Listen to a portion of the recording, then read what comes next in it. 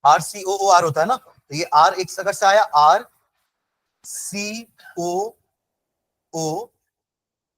आ रहा था, वही C आएगा, मतलब टोटल 8 कार्बन आने चाहिए, सुन रहे हो क्या? Total 8 carbon.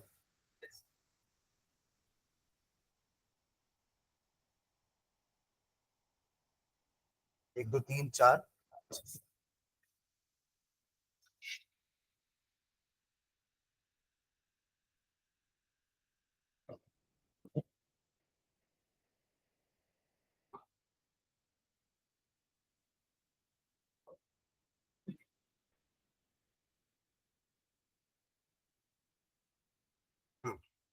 इधर 4 कार्बन, इधर 4 कार्बन, क्योंकि दोनों में आर चार तीन चार चार कार्बन का है ना, तो आपने एक तरफ भी आर को 4 कार्बन का रखा, दूसरी तरफ भी आर आपका 4 कार्बन का है। एक आर आया है एसिड से, दूसरा आर आया है अल्कोहल से। हमारा एस्टर का फॉर्मूला क्या दिया? C8H16O2। ये होगा 8 O2 भी है, हाइड्रोजन भी होंगे 16। ठीक है, चलिए बना लीजिए। इसका नाम हो जाएगा ब्यूटिल ब्यूटानोएट। जैसे इथिल इथानोएट बनाए थे, वैसे क्या है ये? ब्यूटिल ब्यूटानोएट। देखो इथिल इथानोएट कैसे बनाए थे? इथेनॉल लिए थे और इथेनॉइक एसिड लिए थे, इथेनॉल एंड इथेनॉइक एसिड दोनों को मिला करके 4 कार्बन का एस्टर बना था। तो वो 4 कार्बन का एस्टर कैसे बनाए थे? ये रहा आपका 2 कार्बन और ये रहा बचा हुआ 2 कार्बन, इथिल इथानोएट। वैसे ये भी ब्यूटिल ब्यूटानोएट, 2 की जगह 4 कार्बन हो गए दोनों में। ठीक है, तो ए हो गया हमारा ब्यूटिल ब्यूटानोएट, बी हो गया ब्यूटेनोइक एसिड, सी हो गया ब्यूटेन 1 ऑल। ठीक है, सारे रिएक्शंस भी लिखे हुए हैं। ये आपका ए है ना, this is A, this is B and this is C.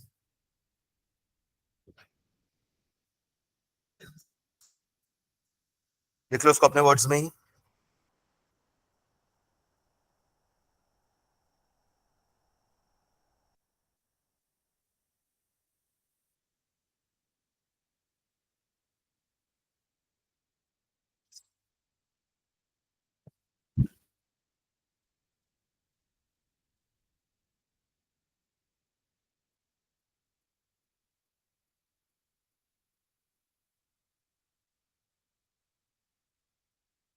Okay, चलिए नेक्स्ट।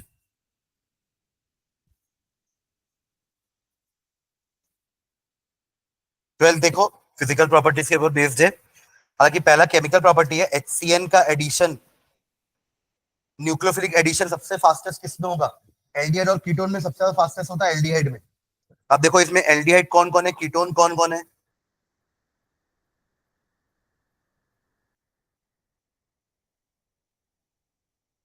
एक ही तो एल्डिहाइड है, बाकी तीनों तो कीटोन है। और बाकी सब कीटोन का भी ना वो बनाना स्ट्रक्चर, तो आपको पता चलेगा कि स्टेरिक हिंड्रेंस किसमें ज्यादा है। आप याद करिए जब अपन न्यूक्लियोफिलिक एडिशन पढ़ रहे थे, आपकी कॉपी पीछे पलटाइए, केमिकल प्रॉपर्टीज में जाइए, पहली केमिकल प्रॉपर्टी न्यूक्लियोफिलिक एडिशन थी, मिली? उसमें आप देखिएगा हमने जहां पे एक ऐसा हेड डाला क्या, relative reactivity of aldehyde and ketone towards nucleophilic addition reaction. वहां साफ साफ लिखा हुआ है कि aldehydes are more reactive towards nucleophilic addition reaction comparing to ketone. उसके 2 रीजन लिखे थे अपन। एक रीजन था plus I effect. Plus I effect किसमें ज्यादा होगा? कीटोन में। कीटोन में कार्बोनिल कार्बन में, कीटोन में कार्बोनिल कार्बन में दोनों अल्किल ग्रुप होते हैं, तो यहां वो नेगेटिव चार्जेस बढ़ाएंगे तो न्यूक्लियोफाइल को आने में, ऐड होने में दिक्कत होगी। एक रीजन ये था, और दूसरा रीजन था स्टेरिक हिंड्रेंस। तो ये दोनों को देख करके बताना है कि वो बचे 3 कीटोन में कैसा ऑर्डर होगा। सुन रहे हैं क्या? ये तो श्योर है कि एल्डिहाइड एक है तो वो सबसे ज्यादा रिएक्टिव होगा। अब बाकी तीनों कीटोन है ना, देखिए तीनों का नाम पढ़े हो कीटोन का, क्या क्या दिया हुआ है? एसीटोन, वो भी कीटोन है, डाई टर्ट ब्यूटिल कीटोन, वो भी कीटोन है, और मिथिल टर्ट ब्यूटिल कीटोन। सबके कॉमन नेम लिखे, तभी मिथिल कीटोन, सब में कीटोन वर्ड आया है। सिर्फ आपका एसीटोन आईयूपीएसी नेम है, खैर वो भी कॉमन नेम है, आईयूपीएसी तो उसका प्रोपेनॉन होता है। सुन रहे हैं क्या? सबके कॉमन नेम लिखे हुए हैं, एम आई क्लियर? एसिटल्डिहाइड भी कॉमन नेम है इथेनॉल का। सुन रहे हैं क्या? तो ये तीनों का स्ट्रक्चर बनाइए जल्दी से। एसीटोन का स्ट्रक्चर बनाएंगे, क्या होगा? एसीटोन प्रोपेनॉन होता है, ये रहा प्रोपेनॉन, ये रहा एसीटोन, ठीक है। उसके बाद क्या बोला है? डाइटर्ट ब्यूटिल कीटोन, यानी कि दोनों तरफ क्या है? ये रहा आपका कीटोनिक ग्रुप, और डाइटर्ट है यानी कि दोनों तरफ टर्शरी कार्बन, यानी कि ऐसा। ये तो और भीड़ बढ़ गई एकदम, है ना। और तीसरा चौथा क्या बोल रहा है? मिथिल टर्ट ब्यूटिल, मतलब एक तरफ मिथिल है एक तरफ टर्ट ब्यूटिल है, तो एक तरफ तो यही रहेगा पूरा का पूरा, यहां पे मिथिल लगा देंगे। सुन रहे हैं क्या? ऐसा। और पहला कार्बन, पहला कंपाउंड तो बनाने की जरूरत नहीं है ना, CH3 CHO। तो डिक्रीजिंग ऑर्डर में लगाने बोला कि इंक्रीजिंग ऑर्डर में। तो इंक्रीजिंग मतलब सबसे कम, सबसे स्लो रिएक्शन कौन देने वाला है? ये। तो ये आएगा नंबर 1 पे, फिर आएगा नंबर 2 पे, हाँ ये, इसमें थोड़ा स्टेरिक हिंड्रेंस इससे कम है, इसमें इन दोनों से कम है, और सबसे फास्टेस्ट इंक्रीजिंग ऑर्डर बोला इसलिए ऐसा ऑर्डर आया है। डिक्रीजिंग बोलता तो पहले ये होता, फिर ये होता, फिर ये, और सबसे लास्ट में ये। क्लियर है? तो ये आपका फर्स्ट क्वेश्चन का आंसर हुआ, इंक्रीजिंग ऑर्डर में।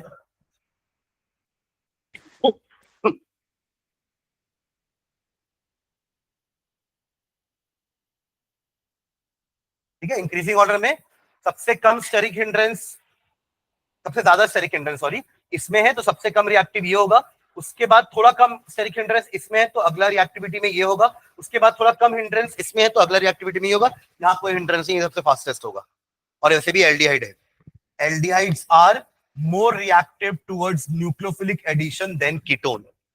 तो इसलिए एल्डिहाइड को तो सबसे पहले हमने हाईएस्ट मान लिया था, बाकी तीनों कीटोन के बीच में हमें फैसला करना था, वो भी किसके बेसिस में किया हमने? Steric hindrance.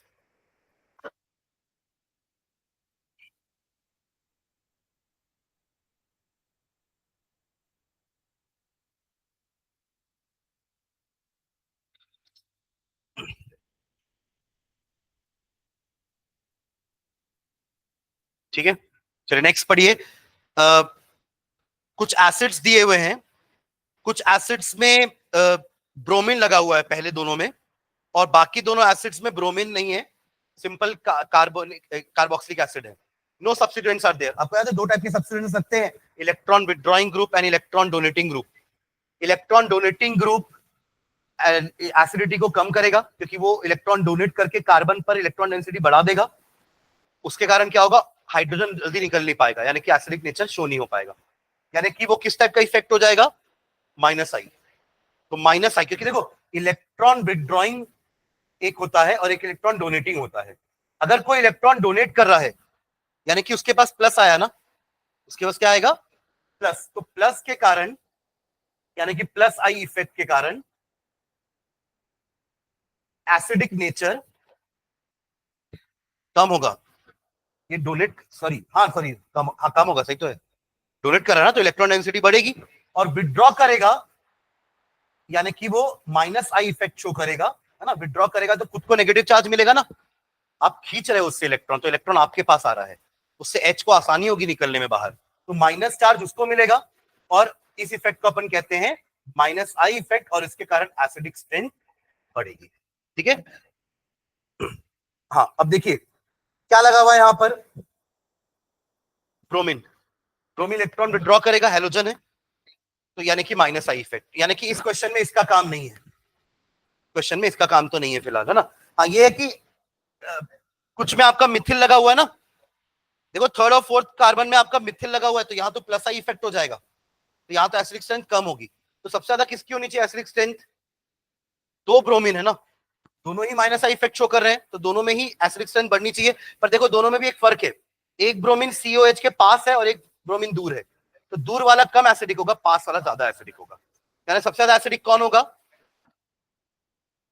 हाँ पहला वाला, पहला वाला मतलब आपके जो चार कंपाउंड दिए ना, उसमें पहला वाला में ब्रोमीन सेकंड कार्बन पे ही लगा हुआ है, वो सबसे ज्यादा एसिडिक होगा। उसके बाद वही जो दिया हुआ दूसरा वही होगा। उसके बाद अब देखो अगले वाले दो में मिथिल दो लगे हुए हैं, और अगले वाले में मिथिल एक ही है, तो प्लस आई इफेक्ट तो डिक्रीज करता है ना, तो एक वाले में कम डिक्रीज होगा, दो वाले में ज्यादा डिक्रीज हो जाएगा। तो आपका ये जो थर्ड नंबर पे लिखा है ये एक्चुअली सबसे कम एसिडिक है, और जो फोर्थ नंबर में लिखा है वो उससे ज्यादा एसिडिक है। तो ऑर्डर क्या हो जाएगा? अगर मैं इंक्रीजिंग ऑर्डर की बात कर रहा हूं, तो सबसे कम है इसमें आपका थर्ड वाला कंपाउंड, जिसमें मिथिल 2 लगे हुए हैं, ऐसा लिखा हुआ ना, CH3 का ट्वाइस CHCOOH, सबसे कम एसिडिक ये होगा। इससे ज्यादा एसिडिक होगा जिसमें एक ही CH3 लगा हुआ है, CH3 CH2 CH2 COOH। फिर इससे ज्यादा एसिडिक होगा ब्रोमीन वाले पर, ब्रोमीन वाले दो है, तो एक जो दूर है ना वो कम एसिडिक है, जो पास है COH के वो ज्यादा एसिडिक होगा। तो एक आपका है दूर वाला जिसमें Br आपका यही लगा हुआ है लेफ्ट से सेकंड कार्बन पर, और फिर CH2 COOH, और सबसे ज्यादा एसिडिक है जो Br यहां लगा हुआ है, यानी कि सबसे पहला कंपाउंड ये वाला। समझिए क्या? इंक्रीजिंग ऑर्डर है इसलिए ऐसा लिखे हैं, छोटे से बड़ा, कम एसिडिक से ज्यादा एसिडिक। ठीक है, चलो। हाँ। हम्म,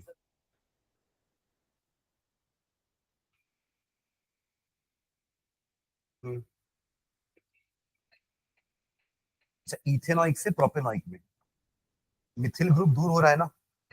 आप सोचिए, ये आपका CH3 है, ये CH2 है, ये COOH, ये आपका है प्रोपेनॉइक एसिड, और ये है आपका ब्यूटेनॉइक एसिड। तो इसमें CH3 ग्रुप दूर है, यहाँ पे पास है, और इसके कारण एसिडिक स्ट्रेंथ कम होती है। ये जितना पास होगा उतना ज्यादा एसिड एसिड स्ट्रेंथ को कम करेगा। दूर होना इसके एसिडिक स्ट्रेंथ में अच्छी बात है। तो ये वाला ज्यादा एसिडिक होगा, ये वाला कम एसिडिक होगा। सेम चीज अभी मैंने ब्रोमीन में भी करी। ठीक है, कि ब्रोमीन जितना पास होगा उतना ज्यादा एसिडिक, ये जितना पास होगा उतना कम एसिडिक, क्योंकि ये एसिडिक नेचर को कम करता है, और ब्रोमीन एसिडिक नेचर को बढ़ाता है बाय विथड्रॉइंग, ये बाय डोनेटिंग कम करता है। ठीक है, चलिए फोर्थ वाला देखिए, सॉरी थर्ड वाला भी ये एसिडिक स्ट्रेंथ है, बट अब आपको ना एरोमेटिक एसिड दिया हुआ है। एक बेंजोइक एसिड है, दिखा, बेंजोइक एसिड, फिर आपका 4 nitro benzoic acid, 3 4 dinitro benzoic acid, 4 methoxy benzoic acid, दिखा। अगेन देखो, नाइट्रो वाले इलेक्ट्रॉन विथड्रॉइंग है, नाइट्रो वाले क्या है, इलेक्ट्रॉन विथड्रॉइंग, और मिथॉक्सी वाला इलेक्ट्रॉन डोनेटिंग। तो डोनेटिंग वाला कम एसिडिक होगा, नाइट्रो वाले ज्यादा एसिडिक होंगे। बेंजोइक इनके बीच में कहीं आएगा। तो सबसे कम एसिडिक कौन होगा?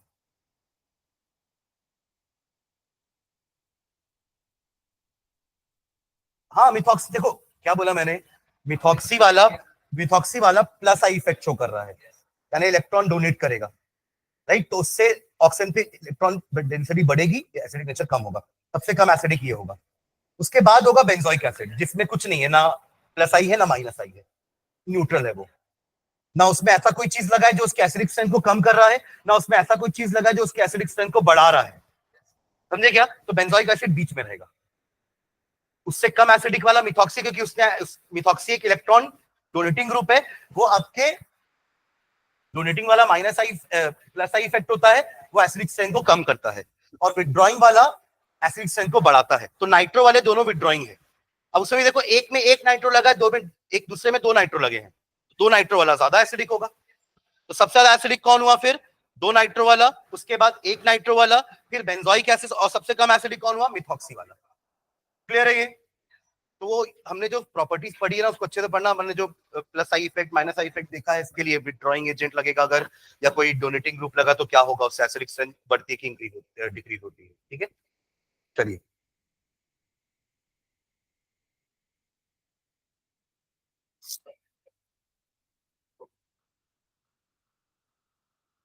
13 क्वेश्चन देखो, इसका टोटल 7 है, दो तीन डिस्कस करते हैं, बाकी आप लोग देखिएगा। पहला क्या है? Propanol and propanone. ये तो एसिड एसिड, ये तो ये आपका एल्डिहाइड और कीटोन है। एल्डिहाइड और कीटोन जहां भी आपको दिखेगा तो समझ जाना इसको कैसे अपन डिफरेंशिएट करने वाले, टॉलेंस से या पेलिंग से हो जाएगा ये, टॉलेंस या पेलिंग्स। देख पा रहे हो कौन सा क्वेश्चन की बात कर रहा हूं मैं? हाँ हाँ, 12.13। चलिए अगला देखो।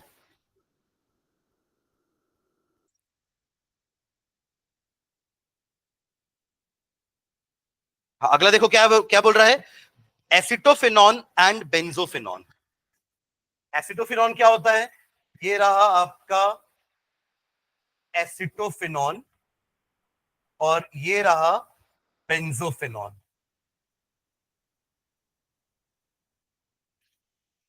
ठीक है, इसके पास COCH3 ग्रुप है, इसके पास नहीं है, तो ये आयोडोफॉर्म टेस्ट देगा with yellow PPT of iodoform, और ये नहीं देगा।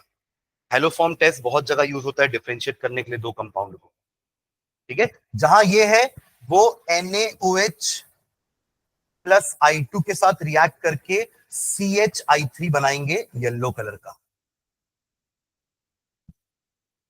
ठीक है। और खुद आपका कीटोन क्या हो जाएगा, एसिड बनेगा, ऑक्सीडाइज होगा। ये ऑक्सीडेशन के हेडिंग में पड़े रिएक्शन, टॉलेंस फेलिंग्स के बाद यही है, ठीक है। तो ये आपका हो जाएगा आइडोफॉर्म टेस्ट, ठीक है।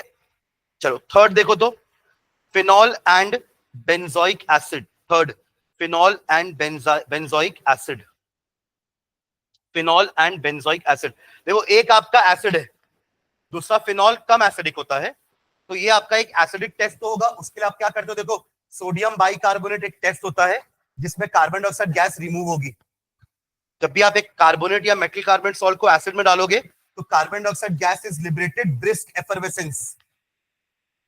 Effervescence of carbon dioxide gas, जो कि बेंजोइक एसिड में होगी, फिनॉल में नहीं होगी, ठीक है। तो ये एक टेस्ट हमारा हो जाएगा, नहीं बाई, सोडियम बाइकार्बोनेट होता है ना, सोडियम कार्बोनेट भी ले सकते हैं, कोई दिक्कत नहीं, दोनों में ही आपका CO2 लिबरेट होता है, ठीक है। पर बाइकार्बोनेट इजीली अवेलेबल है मार्केट में, बेकिंग सोडा, तो इसलिए वो यूज कर लेते हैं, ठीक है। चलिए नेक्स्ट देखिए, फोर्थ लास्ट बता रहा हूं, इसके बाद नहीं बताऊंगा। Benzoic acid and ethyl benzoate. Benzoic acid and ethyl benzoate, देखो दोनों का इथिल बेंजोएट का स्ट्रक्चर बनाओ तो इथिल बेंजोएट, इथिल बेंजोएट का स्ट्रक्चर,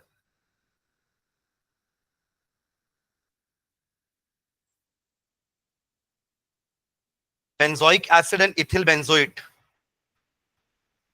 बनाए, इथिल बेंजोएट।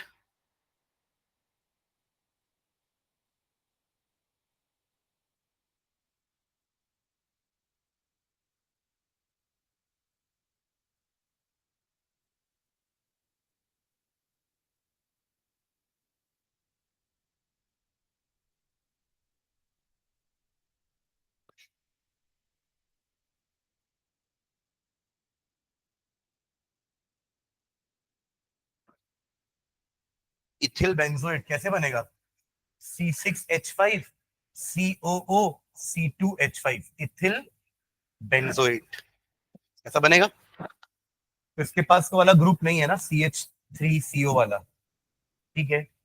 बट एक एसिड है और एक एस्टर है, तो हम यही वाला टेस्ट कर सकते हैं क्या वापस इसी में भी, बेंजोइक एसिड तो ये टेस्ट देगा ना, इथिल बेंजोएट एस्टर है वो टेस्ट नहीं देगा, तो इसके लिए भी अपन क्या लिखेंगे, NaHCO3 टेस्ट, ठीक है। तो हमारा दोनों बेंजोइक एसिड वाले में यही टेस्ट रहेगा, NaHCO3 टेस्ट, हो गया।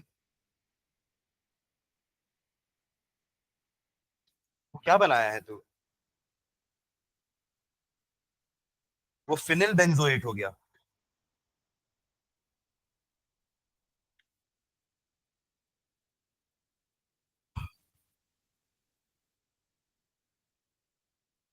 चलिए क्वेश्चन नंबर 15 में आइए, 15 कन्वर्जन, बाकी प्रॉपर्टी बेस्ड क्वेश्चन है। क्वेश्चन नंबर 14 आप लोग ट्राई करिएगा एक बार।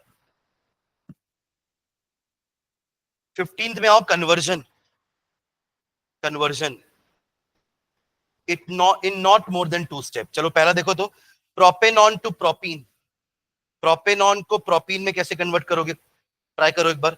तो पहले दोनों का स्ट्रक्चर तो बना लो, प्रोपेनॉन और प्रोपीन, तो आगे बढ़ पाएंगे। कीटोन से एल्कीन बनाना है, कोई प्रोसेस है क्या कीटोन की प्रॉपर्टी में जिससे एल्कीन बन जाता है, तुरंत एक स्टेप में नहीं बनेगा, आपको एक कुछ दूसरा लाना पड़ेगा, वहां से फिर एल्कीन बनेगा। कीटोन से अल्कोहल बन सकता है, और फिर उसका डिहाइड्रेशन कराओगे तो एल्कीन नहीं बनेगा, ट्राई करो, ट्राई करो, प्रोपेनॉन टू प्रोपीन।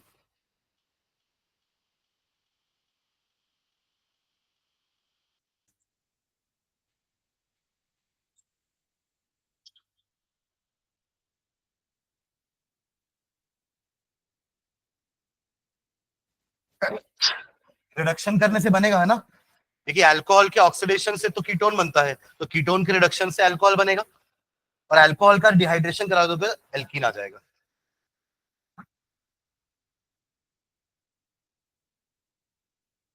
ये है प्रोपेनॉन, शुरुआत यहां से करनी है। रिडक्शन के लिए वही NaBaH4 या फिर LiAlH4 ले लेना, रिडक्शन होगा। ठीक है, रिडक्शन के बाद आपको मिलेगा उसी जगह पर अल्कोहल 2 डिग्री, 2 डिग्री अल्कोहल। अब इसी का क्या करा दोगे, एसिडिक डिहाइड्रेशन, तो क्या मिलेगा, प्रोपीन। क्लियर है, मैंने एच नहीं भरा है ना, समझ गए ना। डिहाइड्रेशन 443 केल्विन, कंसंट्रेटेड H2SO4, ऐसा भी लिख सकते हो, वो भी चलेगा। ठीक है, चलो नेक्स्ट देखो एक और।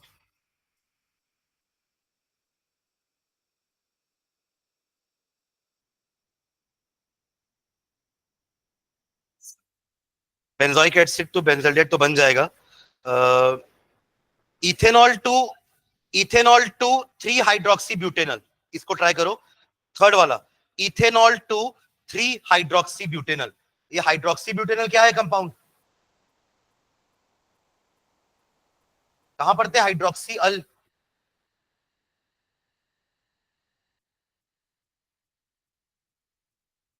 बीटा हाइड्रोक्सी एल्डिहाइड्स क्या होते हैं ये,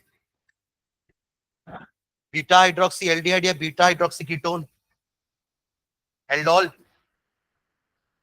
पर एल्डोल तो इथेनॉल का करोगे तभी आएगा ना, तो पहले आपके पास है इथेनॉल, तो इथेनॉल को पहले इथेनॉल में कन्वर्ट करो और फिर इथेनॉल का एल्डोल बनाओ।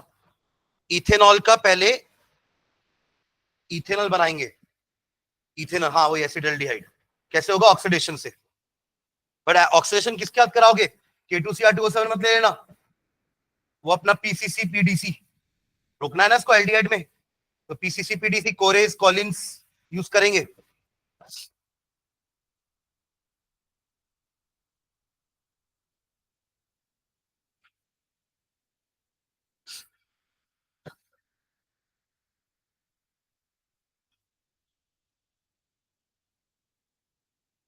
ये आपका इथेनॉल, PCC लेकर के ऑक्सीडेशन करवाएंगे तो बनेगा इथेनल, और फिर डाइल्यूट NaOH के साथ होगा एल्डोल, तो बनेगा 3 hydroxy butanal, not more than 2 steps. ठीक है,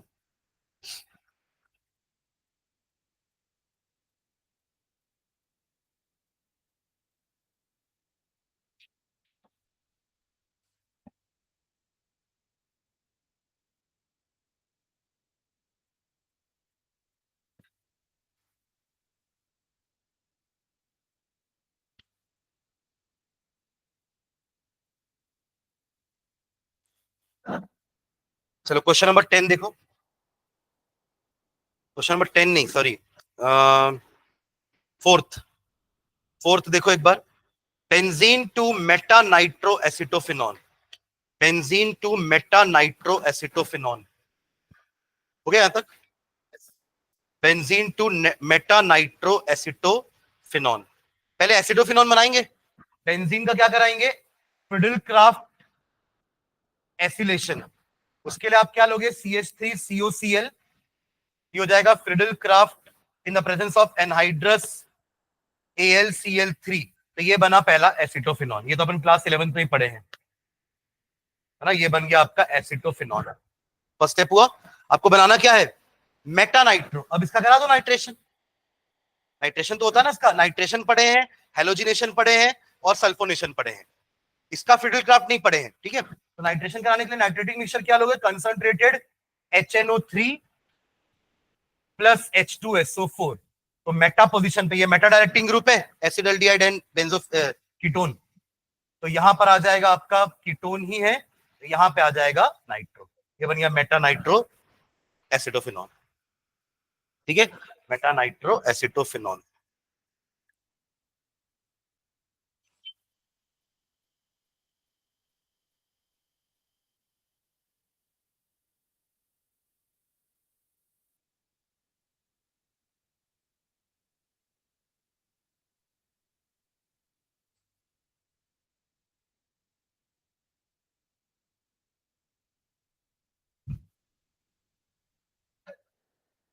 19 था तो लास्ट क्वेश्चन, क्वेश्चन नंबर 19 ये हो गया सबका।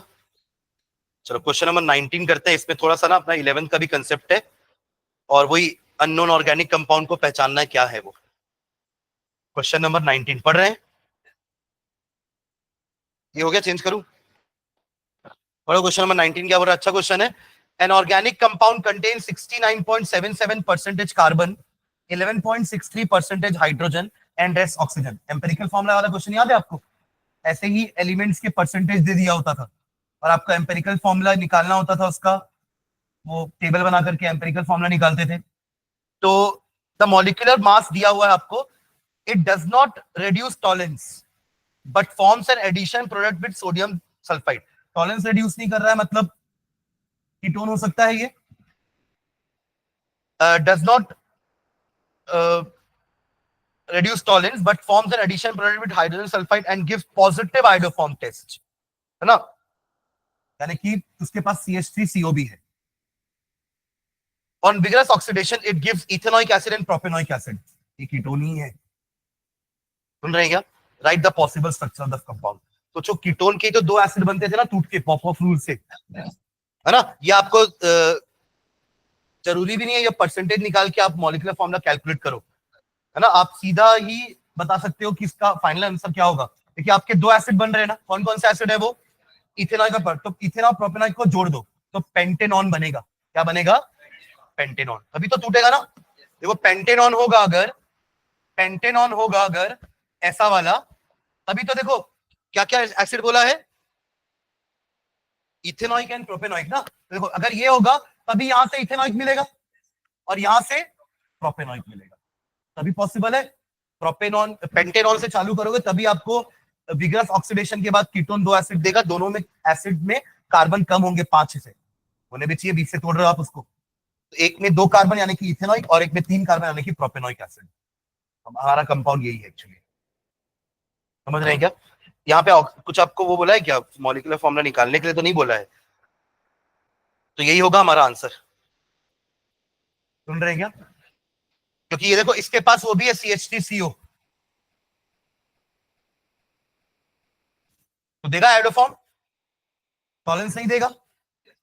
और सोडियम बाइसल्फाइड का एडिशन रिएक्शन शो करेगा। एडिशन तो देता है भाई न्यूक्लियोफिलिक एडिशन, न्यूक्लियोफिलिक एडिशन सब चीज क्या देगा ना आपका। ग्रिग्नार्ड रीजन का एडिशन पढ़ा अपन ने, अल्कोहल का कीटल बनाएगा, NaCO3 का रिएक्ट करेगा, सारे अमोनिया एंड इट्स डेरिवेटिव का रिएक्ट करेगा, सब न्यूक्लियोफिलिक एडिशन रिएक्शन शो करता है, कीटोन और एल्डिहाइड दोनों। बस ये अलग बात है कि कीटोन की रिएक्टिविटी कम होती है एल्डिहाइड से टुवर्ड्स न्यूक्लियोफिलिक एडिशन रिएक्शन, बाकी शो तो करेगा एडिशन रिएक्शन। ठीक है, तो ये हमारा फाइनल आंसर होगा। ठीक है, किसका? Although phenoxide has more number of resonances in carboxyl, carboxylic acid is stronger acid than phenol। अरे इसका अपन आंसर लिखे हैं कि फिनॉक्साइड के रेजोनेंस स्ट्रक्चर 5 हैं, बट उनमें 3 स्ट्रक्चर पे नेगेटिव चार्ज कार्बन्स के ऊपर है, ऑर्थो पे, पैरा पे और ऑर्थो पे, जबकि कार्बोक्सिलिक एसिड की दोनों स्ट्रक्चर में नेगेटिव आयन ऑक्सीजन पे ही है, और मोर इलेक्ट्रोनेगेटिव एलिमेंट। अब निकालो एसिडिक स्ट्रेंथ जल्दी कार्बो, मैं आपको दिखा रहा हूं इसका आंसर आपकी कॉपी में, तेरे पास भी नहीं होगी। हाँ निकाल, एक बार निकालो एसिड की, कार्बोक्सिलिक एसिड की केमिकल प्रॉपर्टी निकालिए। उसका पहला प्रॉपर्टी जहां पे अपन ने O बॉन्ड H का क्लीवेज किया था, एसिडिक नेचर मिला। अब उसमें अपन एक एक करके कंपैरिजन कर रहे थे।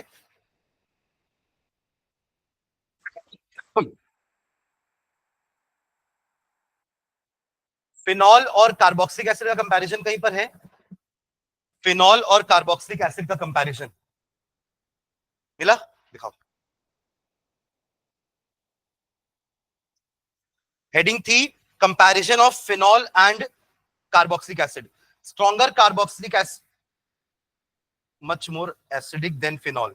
अच्छा, carboxylic acid is much more stronger acid than phenol, दो both carboxylate and phenoxide ion show resonance.